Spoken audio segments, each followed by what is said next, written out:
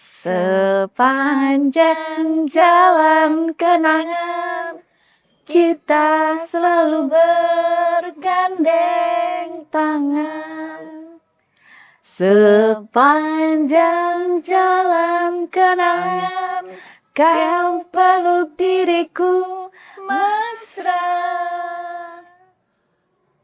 Hujan yang rintik-rintik di alam bulan itu menambah nikmatnya malam syahdu.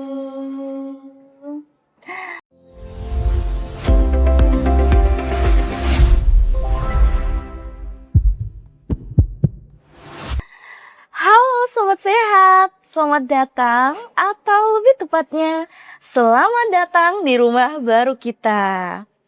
Akhirnya podcast yang sudah lama ditunggu-tunggu resmi tayang juga nih.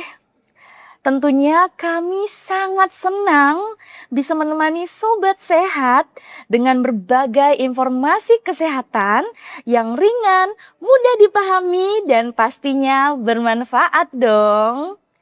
Sebelum kita mulai, perkenalkan dulu saya Mutiara Madani Putri atau biasa dipanggil Muti akan menjadi teman ngobrol Sobat Sehat di setiap episodenya. Nah, saat ini saya nggak sendirian Sobat Sehat.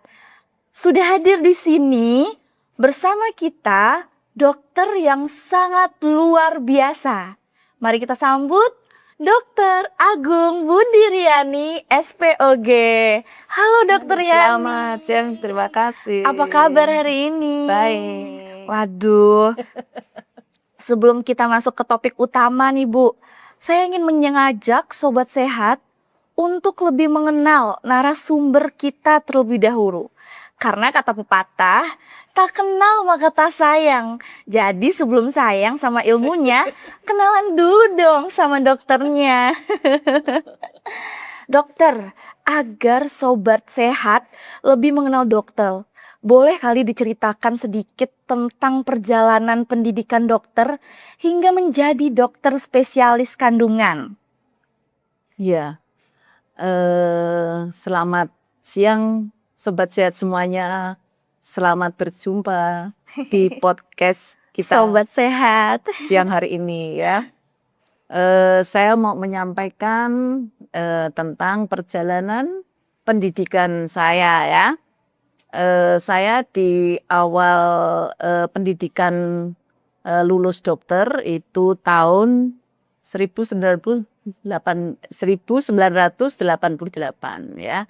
Kemudian saya bekerja sebagai dokter umum di Rumah Sakit Panti Rahayu Purwodadi Grobogan ya selama kira-kira 9 tahun. Waduh, lama juga ya. Kemudian saya dipanggil sama direktur untuk ditawari melanjutkan spesialisasi di bidang obgyn.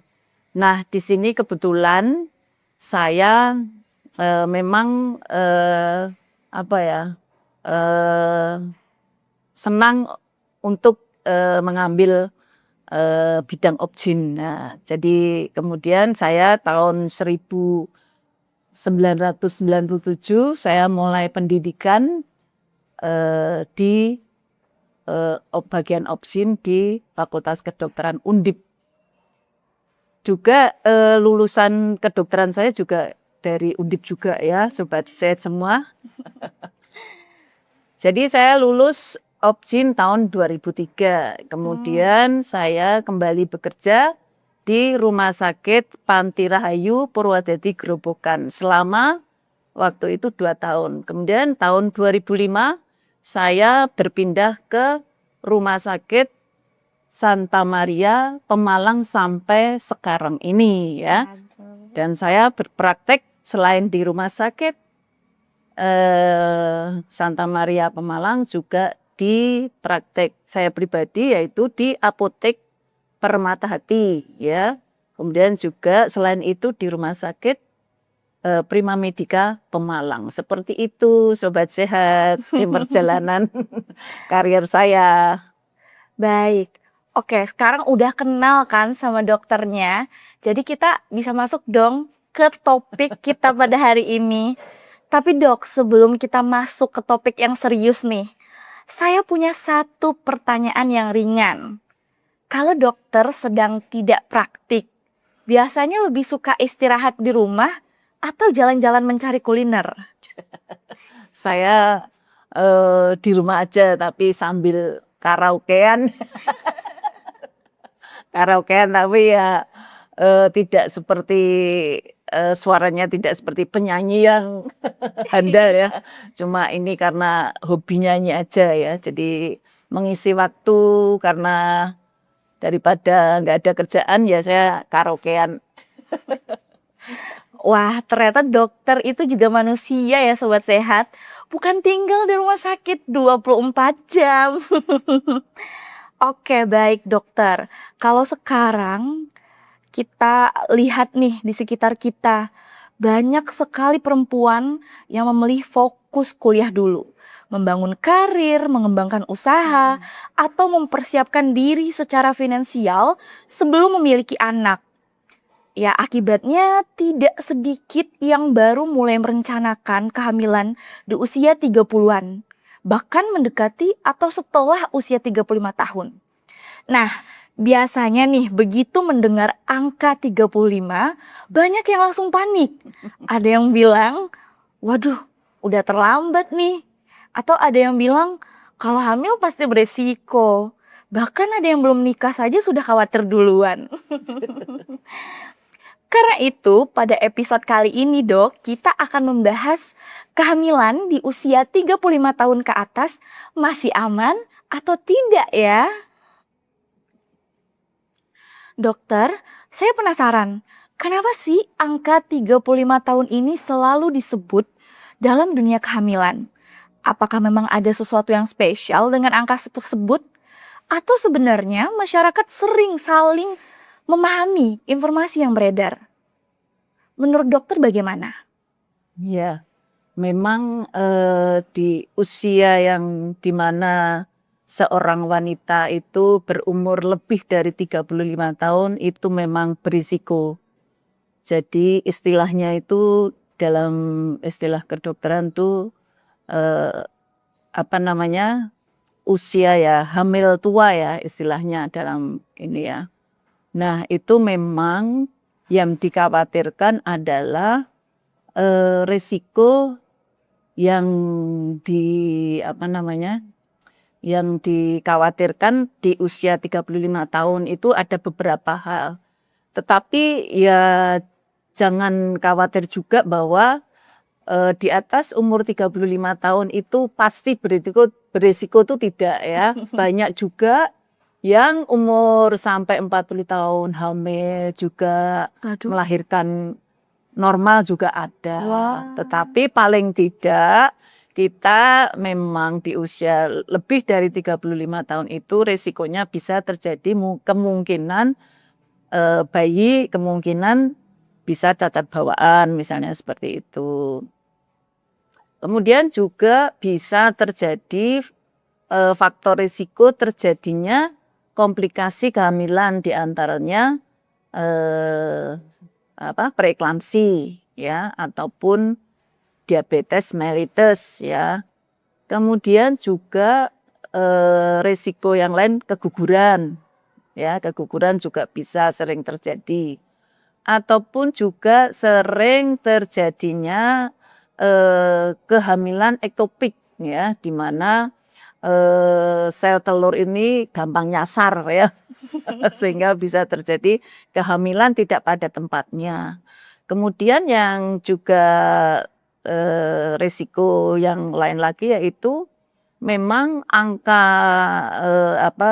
risiko untuk terjadinya seksio sesaria itu juga lebih tinggi ya karena di usia yang lebih dari 35 tahun tidak seperti kalau di usia kurang dari 35 tahun ya seperti misalnya di usia 40 tahun itu misalnya ibu kurang kuat mengejan seperti itu karena usia seperti itu. Jadi kemungkinan angka seksionya lebih tinggi.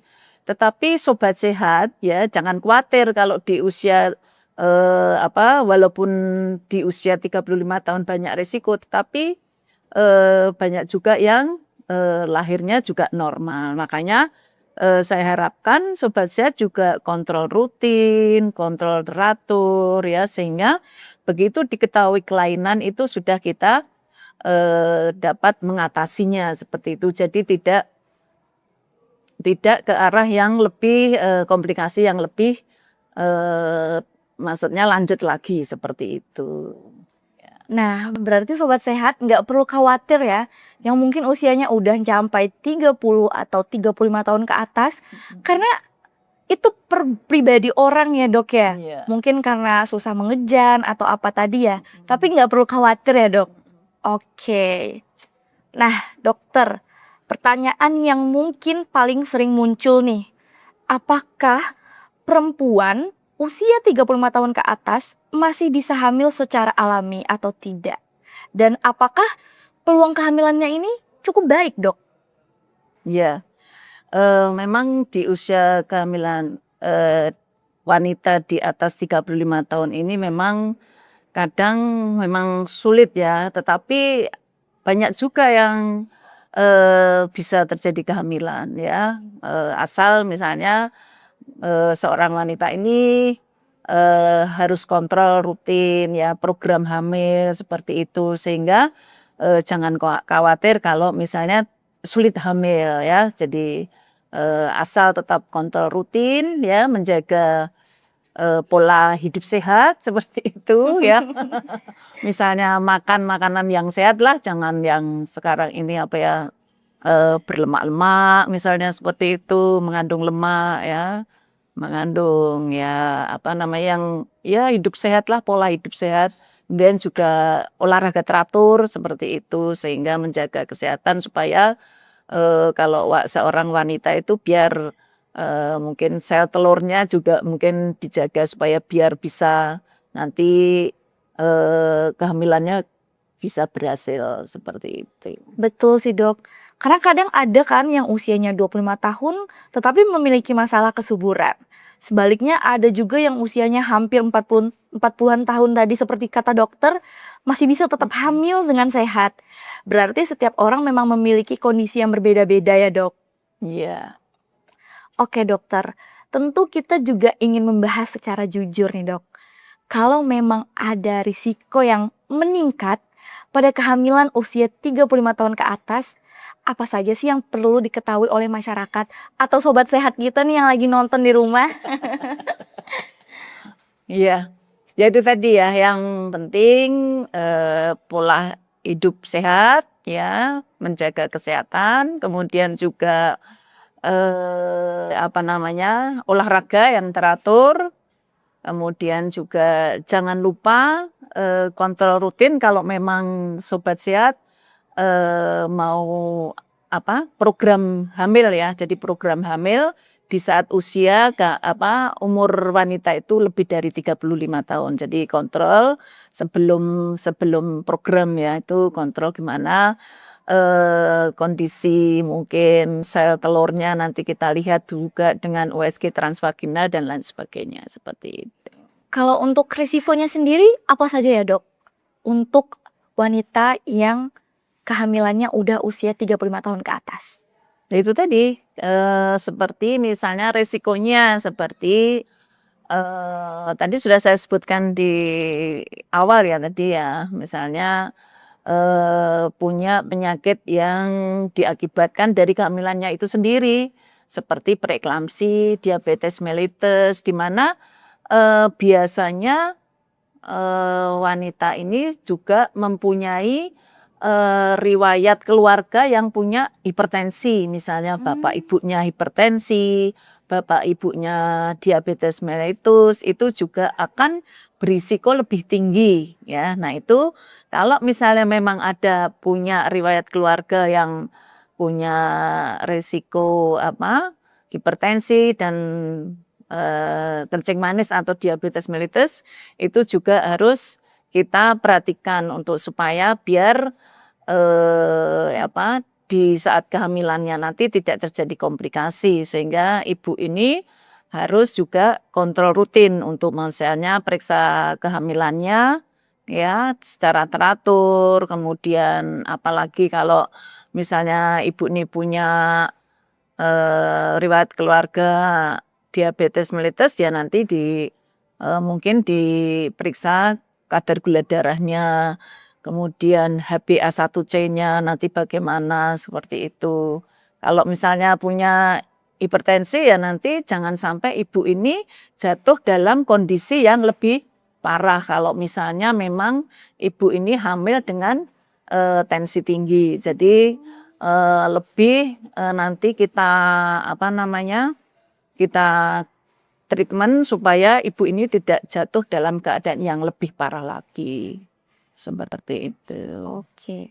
Jadi yang perlu dipahami sobat sehat, risiko bukan berarti kepastian.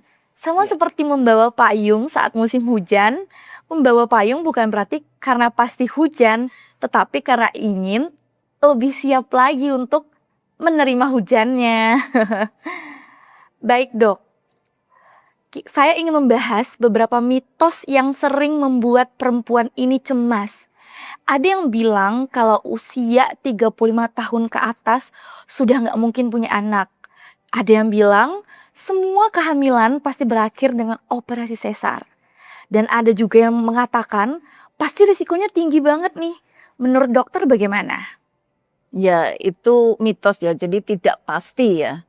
Tidak pasti usia wanita 35 tahun misalnya hamil itu pasti berisiko itu mitos, tetapi juga di usia 35 tahun ini memang ada risiko, tetapi tidak pasti terjadi risiko. Banyak kok yang usia 40 tahun lebih juga lahir normal dan lain sebagainya, seperti itu.